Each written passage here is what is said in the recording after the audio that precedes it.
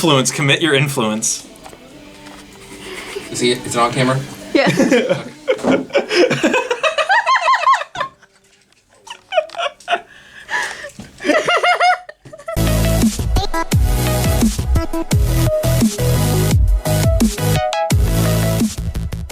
Alrighty, hey everyone, I am here with non-lammers of Invoked 101, and he went X1 at locals. He should have taken the win, but he kind of sucks, as we all know, so obviously he didn't take first place. And today he was playing Agents. The new Ghost from the Past 2 helped this deck immensely. I've been waiting for this stuff for a really long time. Alrighty, is there anything else you want to say about the locals before we get started? Yeah, this deck profile was brought to you by Chaos Games Bulk Box, because I pulled almost all of it from there. Shout outs to my boys Spoon and Cole. They hooked me up with the Neptunes and some of the other stuff that's in this deck. Matchups, I guess, real quick. Round 1, I played against Flounderies, took that one. Round 2, I played against Tri-Brigade, took that one. Round 3 was Eldritch, and I took that one, which took us to round 4 against our boy Little Sheep. He was playing Earth Machines with the new theory and stuff, and game 1, I bricked. Game 2, I just could not produce the board that I needed to, so did not have the combo line. But overall, I was actually very impressed with how this deck performed, so... So yeah, getting right into it, I guess. First off, our big Hyperion main deck monsters, we played one Master. Is this good? Yeah. Yeah, so we played one Master. He's really cool. I used him a lot, basically just as like a surge target off of Earth to special and pop 2. Like, he was really like a turn 2, turn 3 kind of card, where we were able to do that kind of thing. And then the new guy, Majesty Hyperion, he's the brand new one from Ghost from the Past 2. And what he's able to do is, unlike the other one who you have to summon from the hand, he can be summoned from the graveyard as well. So he's really cool to dump off of Agent Moon and then summon him back. And he has the ability to banish cards from the graveyard. By doing the same thing, by banishing a fairy, you can banish any card from the graveyard. But he has another effect where any damage that you would take, your opponent takes it too. So him plus Sanctuary in the Sky, you don't take damage, but your opponent does. It's pretty cool. That's all for the Hyperion dudes. For the agents themselves, I played 3 Earth. This is the Stratos of the deck. It's the best card. Avi, she's really good. That's really it. 3 Neptune, this is the new guy. He's really good. This is was the only missing planet aside from Pluto, but we'll get to him. And Neptune has the ability to discard himself to special summon a non-target special summon an agent from hand or graveyard. He's really good like that. And then when he gets banished, you can search Sanctuary in the Sky from the deck to the hand. So super useful right here. I played 1 Uranus, Agent of Entropy. He's really cool, just as like a small extender. But yeah, if you gotta move him. Yeah, I'm gonna show him because he's super shiny underneath this. This is the old Primal Origin Special Edition one too. But he's really cool because he's a Foolish Burial, and then he copies that agent's level. So a lot of the times I would use up Earth and then somehow search this, or like I'd have it in hand, and I'd special him, dump another copy of Earth, and then Synchro for 10. So he was really useful. Then I played 3 Venus. Venus obviously does not need an introduction. If you've been playing this game, you know who she is and what she does. And then 1 Agent of Destruction Venus. The reason we're playing this is, while she is really cool and can special summon herself by banishing a Venus and special summon back Shine Balls from Banish or Grave, you can only use one or the other effect. So a lot of times I was sending this off of Master Flare to get back the Shine Balls. Speaking of 3 Shine Ball, you have to play them. It's the only bricks in the deck. Shiny Shine Ball. Yeah. I don't know who it was, but Mio sent me a deck profile from someone, and he was playing these. He was playing 2 Guardian Eatos. She didn't really come up. I cited her out a lot of games, but the one game I did see her, I was glad I did, because you can just special summon it, and it's a fairy, and you can special and then normal summon, and then it just gives you a free body. She's also 25, so she's kind of big. So yeah, so 3 of those, and that's it for like the main fairy stuff. Moving into hand traps, we played 3 Orange Lights. This is the hand trap. It's super easy. There was a game where I opened 2 of this, 2 Venus and 1 Neptune, so I discarded both to stop 2 effects along with both Venuses, and then I just needed Neptune to resolve, and that got me full combo. So super useful there. And then we played 3 Ash, because it's Ash, 1 Effect Veiler because it's Effect Veiler and we're playing Cross Out, so that was the main reason for that. That's it for hand traps.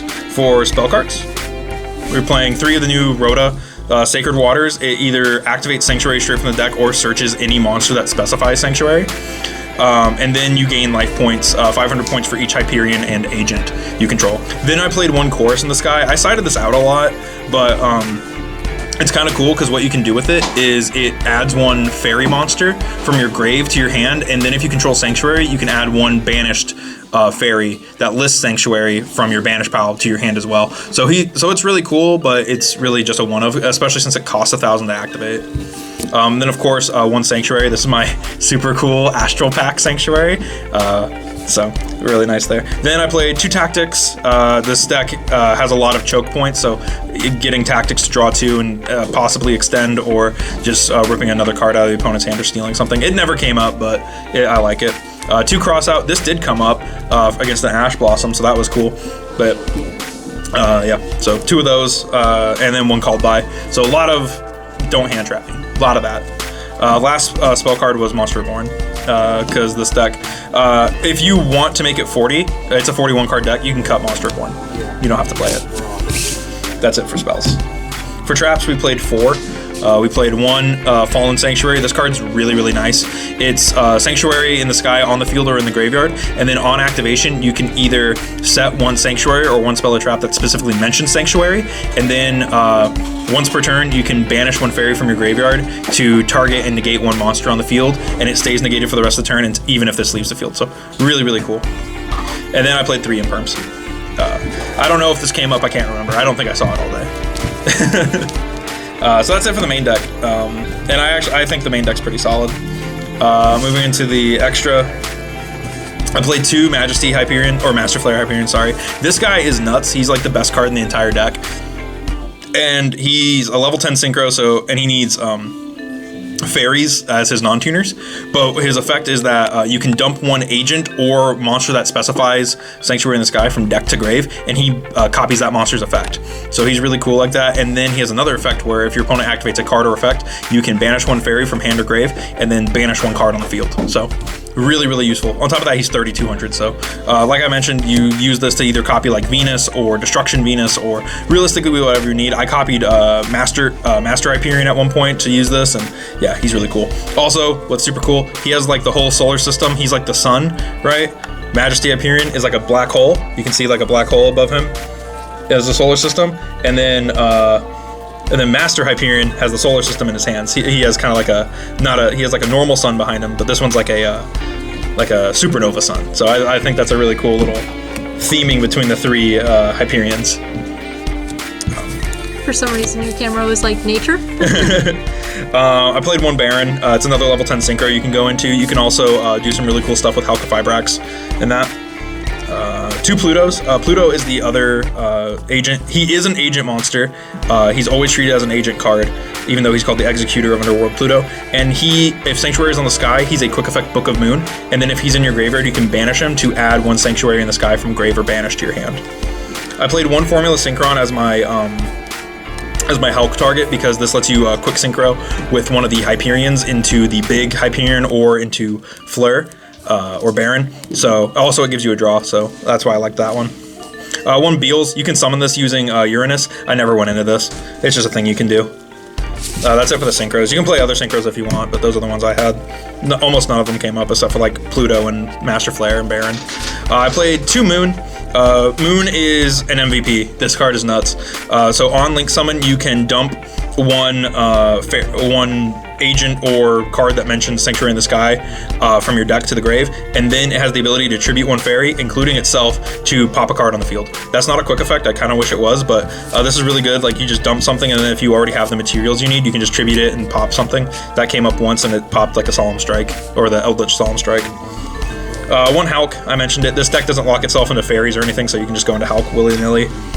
The Link 3 Parshath, this guy's awesome. Again, another really important card, because you can discard 1 card once per turn and then search a card that specifies Sanctuary in the Sky. He also has the ability where if something leaves the field, like a fairy that he points to leaves the field, you can banish a fairy from grave and special summon a higher level fairy. So really nice there. 1 Owl Mirage, this is for a combo where if you only open Earth. 1 Link Spider, this is to go into this is just to put another, like, a monster on board if you're going into Appaloosa, and 1 Herald of Mirage Lights. And then I had an Appaloosa, but I borrowed it from Chris, and Chris took it back already. So there was an Appaloosa that would go like right here, but Chris took it back.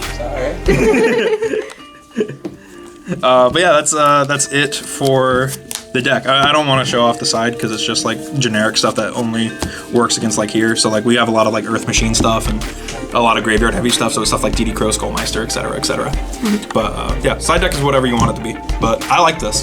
Alrighty, do you think this deck can do well at other locals? Like, do you think if it was on a more meta competitive locals, it could do well? Potentially. It really just depends on like what your opening hand is. It is a lot more consistent than what it used to be, and like the boards it can produce are pretty cool because like your end board could be like Pluto plus Hulk plus a Master Flare. So with the Fallen Sanctuary set, right, which is insane. Or it could be like Master Flare plus a 3 material Appaloosa and a Pluto. Like you can do a lot with this deck where it's just super oppressive.